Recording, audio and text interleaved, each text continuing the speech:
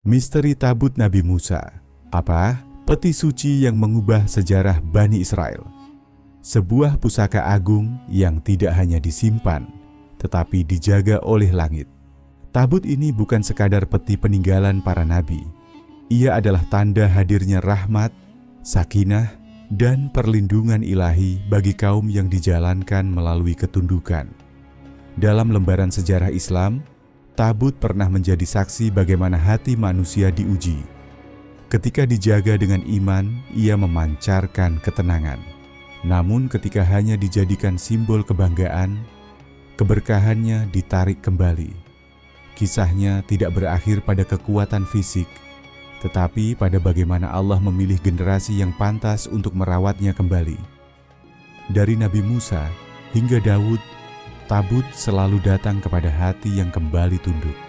Di episode ini, kita akan menyusuri jejak rahasia yang jarang diulas. Bagaimana tabut muncul, menghilang, dan kembali sebagai isyarat dari langit. Sebuah perjalanan ruhani yang menyentuh inti keimanan. Selamat datang di ruang sejarah yang membuka kembali warisan para nabi. Inilah warisan sejarah.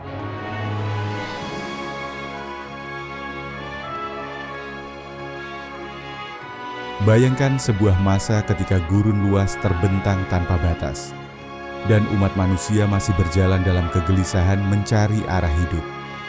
Di tengah perjalanan berat Bani Israel, setelah mereka keluar dari Mesir bersama Nabi Musa, hadir sebuah simbol yang tidak hanya menjadi pusaka sejarah, tetapi juga saksi hubungan antara langit dan bumi. Tabut Sakinah. Bukan sekadar peti, melainkan tanda bahwa Allah menjaga, membimbing, dan menenangkan hati hamba-hamba yang masih rapuh. Bagi orang-orang beriman saat itu, keberadaannya bukan hanya penanda, melainkan pelukan dari langit. Aku bersama kalian. Riwayat para ulama menyebutkan bahwa tabut bukanlah ciptaan tangan manusia biasa.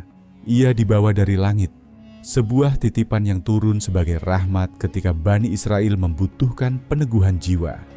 Di saat ketakutan masih membayangi mereka, di saat kenangan pahit perbudakan Mesir belum hilang dari ingatan, Allah menghadirkan sebuah sakinah, ketenangan yang membalut hati sebanyak apapun goncangan di luar diri. Tabut menjadi sinyal bahwa perjalanan Musa bukan hanya fisik, tetapi juga spiritual, menuju pembebasan jiwa dari ketakutan paling dalam.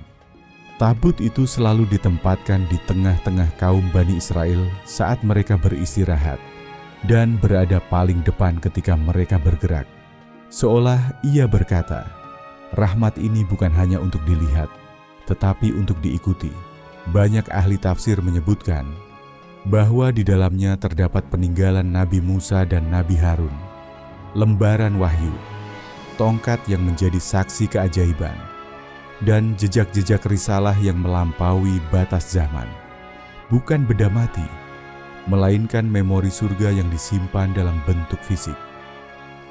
Keberadaan tabut membuat hati mereka tenang, terutama ketika rasa takut datang begitu tiba-tiba. Saat malam turun dan angin padang pasir menggesek tenda-tenda lusuh, tabut tetap berdiri teguh, seperti cahaya yang tidak pernah padam. Bahkan dalam perjalanan panjang, ketika keraguan mulai merayap, mereka percaya bahwa selama tabut bersama mereka, pertolongan Allah tidak pernah pergi. Inilah mengapa ia disebut sakinah, sebab melalui tabut, hati manusia kembali pada ketundukan yang damai. Namun ketenangan bukan berarti tanpa ujian.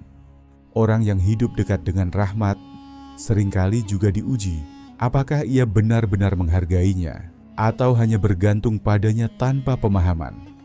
Maka tabut bukan hanya anugerah, tetapi juga pengingat. Ia mengajarkan bahwa kemuliaan tidak datang dari benda, tetapi dari ketaatan yang melahirkan keberkahan. Tabut bukan sumber kekuatan, melainkan tanda bahwa kekuatan sejati ada pada Allah. Pada tahap awal sejarah ini, tabut hadir sebagai pelindung spiritual, sebelum menjadi simbol perjuangan. Tidak ada seremonial besar ketika ia turun, tidak ada lantunan prajurit yang mengaraknya. hanya ketenangan yang tiba-tiba memenuhi hati mereka. Sederhana tetapi menggetarkan. Inilah cara langit bekerja, tidak selalu dengan suara petir, tapi dengan kedalaman yang menyentuh nurani. Jika Musa adalah sosok yang menuntun jasad mereka menuju kebebasan, maka Tabut adalah sosok yang menuntun hati mereka menuju keyakinan. Sebuah pengingat bahwa mereka bukan sekadar kaum yang selamat dari Firaun, tetapi kaum yang dipilih untuk membawa risalah. Ketika kita menatap kembali kisah ini, ada pelajaran halus yang terasa menyentuh, bahwa pertolongan Allah seringkali datang tidak dalam bentuk keajaiban besar, melainkan ketenangan batin yang membuat manusia tetap berdiri. Tabut tidak hanya berada di hadapan mereka, tetapi juga mengajarkan bahwa sakinah sejati lahir dari keyakinan. Perjalanan ini baru dimulai. Di balik keberkahan Tabut, masih tersimpan rangkaian peristiwa panjang, bagaimana ia dijaga, bagaimana ia hilang, dan bagaimana ia kembali sebagai tanda kemenangan. Tabut bukan hanya pusaka, ia adalah perjalanan iman itu sendiri. Dan selama Tabut masih bersama mereka, hati mereka belum pernah benar-benar merasa sendiri. Wafatnya Nabi Musa bukan hanya meninggalkan kehampaan kepemimpinan, tetapi juga ruang kosong di dalam hati Bani Israel. Mereka kehilangan suara yang selama ini menenangkan, kehilangan sosok yang berdiri paling depan ketika ketakutan menghampiri. Di tengah kehampaan itulah Tabut menjadi penjaga, bukan dalam bentuk suara, tetapi dalam bentuk kehadiran yang mengingatkan mereka bahwa risalah tidak pernah benar-benar terputus. Pada masa itu, Bani Israel dipimpin oleh para penerus kenabian dan penjaga syariat. Namun tidak semua dari mereka memiliki kebijaksanaan seteguh Musa. Situasi mulai berubah pelan-pelan, seperti sebuah cahaya yang redup perlahan. Keimanan sebagian dari mereka mulai digoyahkan oleh dunia. Keinginan akan kekuasaan, perselisihan, dan saling merasa paling layak memimpin. Tabut tetap berada di tengah kaum mereka, tetapi keberkahannya mulai terhalang oleh hati yang tidak lagi sebersih dulu. Para ahli tafsir menggambarkan masa ini sebagai fase ujian jiwa. Tabut bukan lagi sekadar pengingat, ia menjadi cermin. Siapa yang memandangnya dengan tunduk akan menemukan ketenangan, sementara siapa yang mendekatinya hanya sebagai simbol kebesaran akan menemui kehampaan. Banyak ulama berkata, Allah tidak pernah mencabut karunia secara tiba-tiba. Dia menutup pintu berkah perlahan-lahan ketika manusia berhenti mensyukurinya. Di tengah gejolak itu, muncul pula berbagai kabilah lain yang melihat Tabut sebagai sumber keberuntungan besar. Sebagian mengincarnya bukan karena iman, tetapi karena sejarahnya yang dipercaya membawa kemenangan. Tabut mulai dipandang bukan hanya sebagai pusaka ruhani, tetapi sebagai trofi yang dianggap menentukan kejayaan. Inilah titik awal ketika rahmat berubah menjadi ujian. Apakah ia dijaga sebagai amanah atau dijadikan alat kebanggaan? Sungguh menarik bagaimana kisah ini menggambarkan perjalanan batin manusia. Ketika mereka dekat dengan Allah, Tabut terasa penuh cahaya. Tapi ketika hati mulai jauh, cahaya itu seakan meredup, meski bentuknya tidak berubah sedikit pun.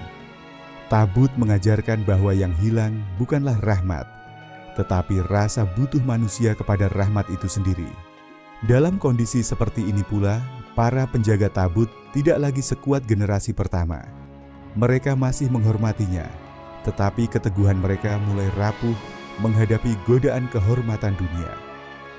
Sedikit demi sedikit, masyarakat mulai berpaling dari pelajaran yang dititipkan di dalam Tabut. Mereka mengingat bentuknya, tapi melupakan makna yang dikandungnya.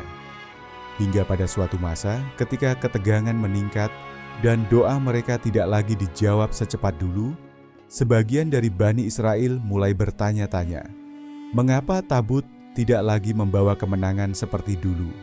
Mereka tidak menyadari bahwa yang pudar bukan Tabut, melainkan keyakinan yang dulu membuatnya bercahaya. Inilah ironi paling besar dalam kisah ini. Manusia seringkali baru memahami arti sebuah titipan saat keberkahannya mulai terasa menjauh. Namun Allah tidak pernah membiarkan pelajaran besar hilang tanpa makna. Ketika generasi mulai goyah, sejarah digerakkan ke babak baru. Sebuah masa ketika tabut tidak lagi berada di tengah mereka, bukan karena dicabut tanpa sebab, tetapi sebagai konsekuensi dari hati yang melupakan siapa pemilik sejatinya. Disinilah cerita bergerak menuju fase paling misterius, hilangnya tabut dari tangan Bani Israel. Suatu peristiwa yang tak hanya mengguncang lahiriah mereka, tetapi batin mereka yang paling dalam. Hilangnya tabut bukan sekadar tragedi sejarah. Ia menjadi tamparan spiritual, bahwa keberkahan bukan warisan otomatis. Ia harus dijaga dengan ketaatan. Pelajaran yang tersisa dari masa ini begitu kuat, bahwa sesuatu yang turun dari langit hanya akan tetap bercahaya selama hati yang menjaganya tidak berpaling dari sumber cahaya itu sendiri. Dan apa yang tidak dihargai, pada akhirnya akan diambil sebagai bentuk pengingat.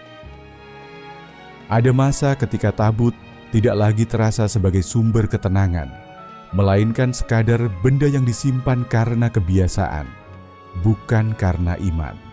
Dan ketika hati tidak lagi menerima cahaya yang dahulu menyertainya, takdir bergerak pelan-pelan ke arah yang lain. Seakan-akan langit berkata, "Jika kalian tidak lagi menjaganya di dalam hati, maka ia tidak lagi tinggal bersama kalian." Kemerosotan itu tidak datang dalam satu malam. Ia datang perlahan, dari perselisihan kecil menjadi perpecahan, dari rasa cukup berubah menjadi ambisi, dari tawakal menjadi ketergantungan pada simbol. Bani Israel mulai meyakini bahwa kemenangan otomatis datang hanya karena tabut berada di tengah mereka, bukan karena kebenaran yang mereka tegakkan. Keyakinan semacam itu mengubah rahmat menjadi ilusi. Maka datanglah masa ketika Allah memperlihatkan bahwa kejayaan tanpa ketaatan hanyalah fata morgana. Ketika musuh datang menyerbu, mereka mengira kehadiran tabut akan memberikan mereka kekuatan seperti dahulu. Namun apa yang terjadi adalah kebalikan.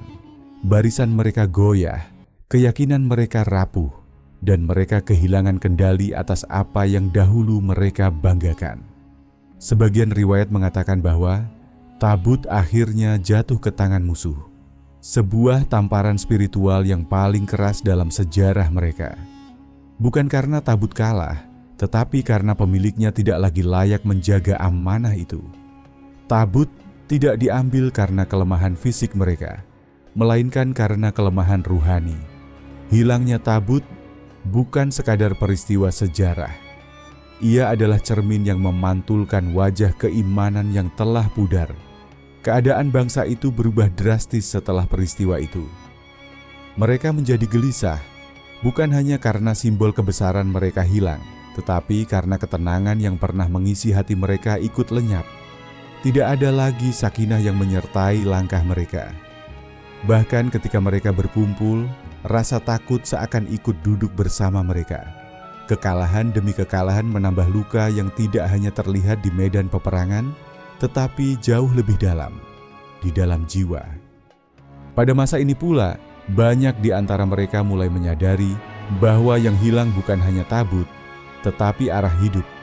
Mereka mencari kemana-mana, tetapi semakin dicari dengan mata yang penuh keputusasaan, semakin terasa bahwa tabut tidak bisa ditemukan oleh tangan, hanya oleh hati yang kembali tunduk. Seolah tabut berkata secara tak terlihat, "Aku tidak hilang, aku hanya tidak lagi berada bersama kalian." Ketika sebuah tanda ilahi pergi, ia tidak langsung terhapus dari sejarah. Ia meninggalkan jejak sunyi yang mengingatkan manusia agar kembali merendahkan diri. Kehilangan tabut mengubah karakter bangsa itu. Dulu mereka merasa dilindungi, kini mereka merasa diterlantarkan. Padahal Allah tidak pernah meninggalkan. Yang pergi adalah rasa pantas menerima pertolongan. Hilangnya tabut menjadi babak paling gelap, bukan karena musuh menguasai mereka, tetapi karena mereka mulai memahami betapa jauhnya mereka dari yang dulu mereka jaga. Ketika rahmat berubah menjadi ujian, barulah manusia benar-benar melihat dirinya dengan jujur. Dan dari sinilah pintu kebangkitan berikutnya disiapkan. Allah tidak membiarkan sejarah berhenti pada kegelapan. Ketika sebuah amanah telah hilang, maka akan dipilih generasi baru yang pantas memikulnya kembali. Perubahan takdir seringkali dimulai bukan dari medan perang, tetapi dari jiwa yang kembali merindukan kebenaran. Setelah masa kehilangan itu, datang seorang nabi yang membimbing Bani Israel, dikenal dalam riwayat sebagai Nabi Syamwil. Ia bukan pemimpin politik, melainkan pembawa cahaya yang mengembalikan manusia kepada Allah sebelum mengembalikan kejayaan mereka di dunia. Maka ketika kaumnya datang dengan kegelisahan, mereka meminta seorang raja, seseorang yang bisa memimpin mereka kembali pada kemenangan. Mereka yakin, jika mereka memiliki pemimpin yang kuat, mereka dapat merebut tabut kembali. Namun Allah menunjukkan bahwa kebangkitan tidak muncul dari keinginan memiliki raja, tetapi dari kesediaan menerima pemimpin yang Allah pilih. Meskipun pilihan itu tidak sesuai ekspektasi manusia, disinilah nama Talut muncul. Seorang pemimpin yang tidak populer. Ia bukan dari keluarga bangsawan, bukan dari keturunan yang biasa memegang wewenang, dan tidak dipandang hebat oleh kaumnya. Tetapi Allah melihat hati, bukan nama besar. Nabi Syamwil menyampaikan, Allah telah memilih Talut sebagai raja kalian. Reaksi pertama kaumnya bukan takjub, tetapi ragu. Mereka bertanya, mengapa dia? Ia bukan keturunan penguasa. Ini menunjukkan bahwa penyakit lama masih tersisa. Mereka masih menilai dari luar. Tetapi Allah sedang mengajarkan, kejayaan bukan diwariskan oleh garis keturunan, tetapi oleh kelayakan hati. Maka untuk meneguhkan keputusan langit, Allah memberikan sebuah tanda. Tabut akan dikembalikan. Inilah titik balik sejarah. Tabut tidak direbut kembali lewat pedang, melainkan dikembalikan oleh Allah sebagai bukti bahwa kepemimpinan Talut adalah keputusan ilahi.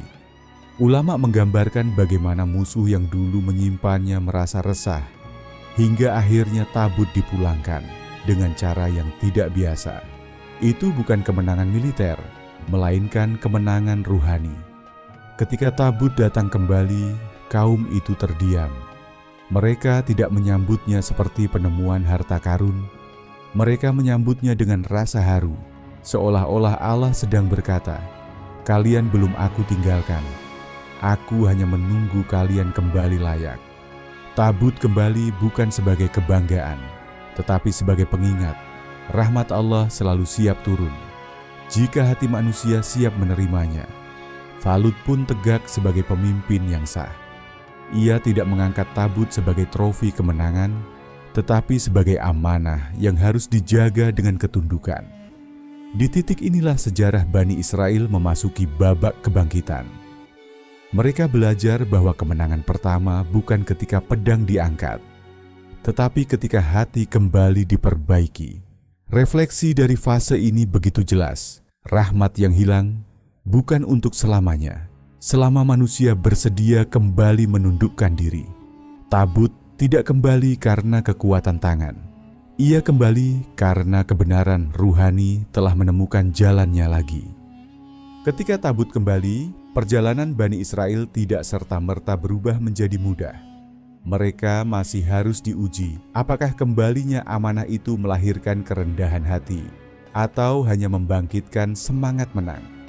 Tabut kini berada di tengah mereka, namun kali ini mereka tidak memandangnya sebagai jimat kemenangan, melainkan sebagai saksi bahwa Allah sedang menyiapkan babak berikutnya, kebangkitan ruhani yang lebih besar. Talut memimpin pasukan dengan penuh kehati-hatian. Sebelum perang besar terjadi, Allah kembali menguji mereka dengan ujian halus, seperti kisah ujian sungai yang disebut dalam tafsir Ibnu Katsir. Banyak yang terjatuh sebelum medan perang karena gagal menjaga ketundukan hati. Dan dari sinilah tampak bahwa kemenangan tidak diberikan kepada jumlah, tetapi kepada keteguhan. Pada titik inilah seorang pemuda muncul dalam sejarah, Daud, yang pada mulanya bukan siapa-siapa dalam pandangan manusia. Ia bukan panglima, bukan keturunan elit, bahkan tidak termasuk tokoh besar kala itu. Tetapi dalam dirinya ada sesuatu yang lebih tinggi dari kemasyhuran, keyakinan yang bersih. Ia bukan seorang yang mencari kejayaan dunia, ia mencari ridha Allah. Dan di tengah ujian yang menyingkap siapa yang benar-benar kuat, Daud tampil dengan keberanian yang berakar dari iman, bukan dari nama. Tatkala barisan musuh terlihat begitu besar, semua mata tertuju pada ancaman. Namun mata Daud tertuju pada Allah. Maka kemenangan besar pun terjadi. Kemenangan yang menandai bahwa Allah menurunkan pertolongan bukan kepada yang paling kuat, tetapi kepada yang paling lurus hatinya. Setelah kemenangan itu, takdir bergerak. Daud diangkat sebagai raja sekaligus nabi. Dan di bawah kepemimpinannya, tabut dijaga bukan sekadar secara fisik, tetapi secara spiritual. Pada masa inilah, tabut kembali menjadi sumber ketenangan seperti dahulu kala. Bukan simbol militer, bukan benda keramat, melainkan pusat ketundukan hati. Daud memuliakannya, bukan untuk dipamerkan, tetapi untuk menjaga hubungan antara langit dan bumi.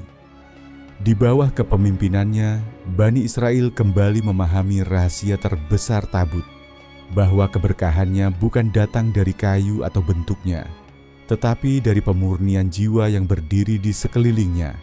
Namun setiap anugerah besar selalu membawa ujian terakhir. Apakah manusia bisa tetap rendah hati ketika Allah mengangkat derajat mereka? Sejarah membuktikan bahwa tabut bukan sekadar pusaka, tetapi barometer keimanan. Ia hadir untuk mereka yang layak, dan pergi ketika kelekatan hati bergeser dari Allah kepada benda. Masa Nabi Daud menjadi puncak kehormatan tabut. Sebuah masa ketika amanah benar-benar berada di tangan orang yang mengerti maknanya. Disinilah kisah mencapai titik tertingginya. Tabut tidak lagi hanya menjadi saksi masa lalu, tetapi menjadi bukti bahwa rahmat Allah akan selalu kembali kepada orang-orang yang menjaganya dengan ketulusan. Namun perjalanan tabut tidak berhenti bersama Daud. Amanah ini adalah perjalanan yang berjalan melampaui generasi. Tabut masih menyimpan misteri masa depannya, karena ia bukan pusaka yang selesai diceritakan, tetapi pusaka yang dihadirkan sebagai pelajaran bagi zaman yang terus berubah. Jika kita melihat kembali perjalanan panjang tabut, turun sebagai rahmat, dijaga sebagai amanah, hilang sebagai peringatan, dan kembali sebagai tanda kemurnian iman, kita menemukan satu benang merah yang tidak pernah putus. Allah tidak menilai benda, melainkan hati yang menjaganya.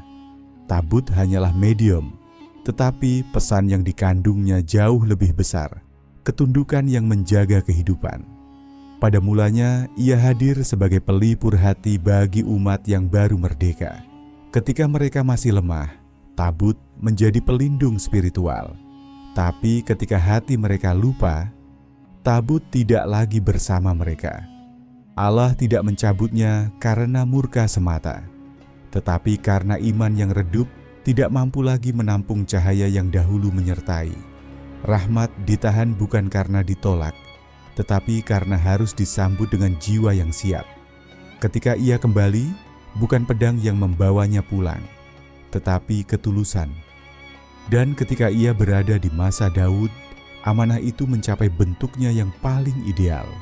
Bukan pujian, bukan simbol kejayaan, tetapi jembatan antara manusia yang rendah hati dan Tuhan yang selalu dekat. Kini pertanyaannya bukan lagi di mana tabut berada, tetapi siapa yang pantas menerimanya jika ia kembali di akhir zaman.